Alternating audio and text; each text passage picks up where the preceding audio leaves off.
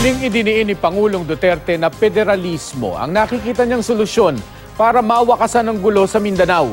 Ito rin daw ang daan para umusad ang usapang pangkapayapaan sa MILF at MNLF. Makibalita tayo kay Joseph Morong.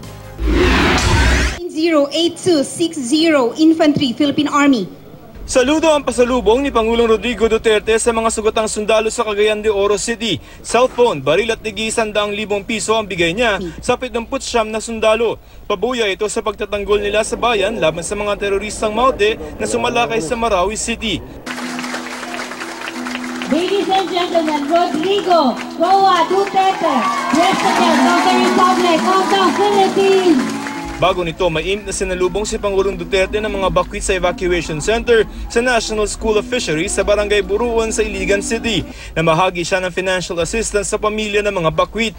Sa ambush interview, pagkatapos ng kanyang speech, nagbabala ang Pangulo na posibleng mambomba ang ISIS Maute Group bilang pagganti sa operasyon ng militar. Pero siniguro ng Pangulo na nakatutok ang gobyerno laban dito. Itong IS, I'm not talking of anybody else. Yes, sir.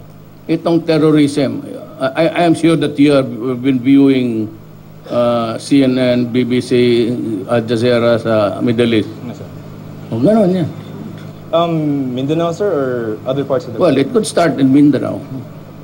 Kasi dyan sila, a lot of Muslims there. And I just hope that tomorrow people would not, do not take it as a hook, line, and sinker. Of course, we're doing something about it, sir. The threat. I said, I will deal with him harshly. Binatikos ng Pangulo ang Maute Group na wala raw pagmamahal sa Mindanao. Masama ang loob ko. Kasi hindi lang man ninyo sinabi na malakas na ang pasok. Armas wala yan. Lahat ng tao dito nagdadala ng armas. Ba't hinayaan ninyong pumasok yung ideolohiya na walang ginawa doon sa Middle East kung saan-saan pinagpapatay nila ang kasama nilang Muslim. Bakit tayo magpatayan?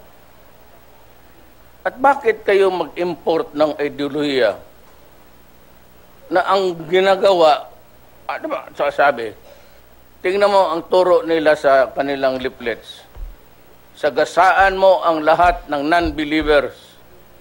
Diyan, sa truck, kung mayroong palengke dyan, rat dyan yung lahat, sagasaan niya na tao dyan. Paputok, no? Kung ganon ang sundin natin, naku.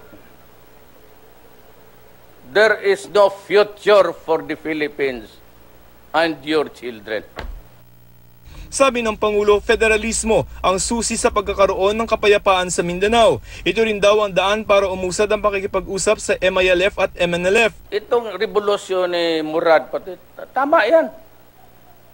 Kasi nga naman, napunta sa tabi-tabi na lang ang mga muro kung saan-saan. Ngayon, ang pangako ko, federalism.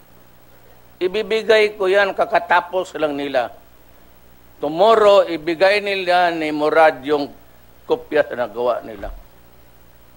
Yan ang pipirmahan ko the day, mga 2 days after ngayon. Kung kita-kita kami sa Met at itulak ko na sa Congress. At sa kabila ng matigas na pananalita ng Pangulo, humingi rin siya ng paumanhin sa mga Maranao dahil sa nangyayaring gulo at kung bakit niya kailangan magdeklara ng martial law. I would like to say to the Maranao people that I am very, very, very sorry na nangyari ito sa atin. Sana kung madaling panahon, you will find in your heart to forgive my soldiers, ang gobyerno, pati ako for declaring martial law. Wala akong choice. Sinisira na ang Marawi. I have to drive them out, but I am very sorry. Joseph Morong, GMA News.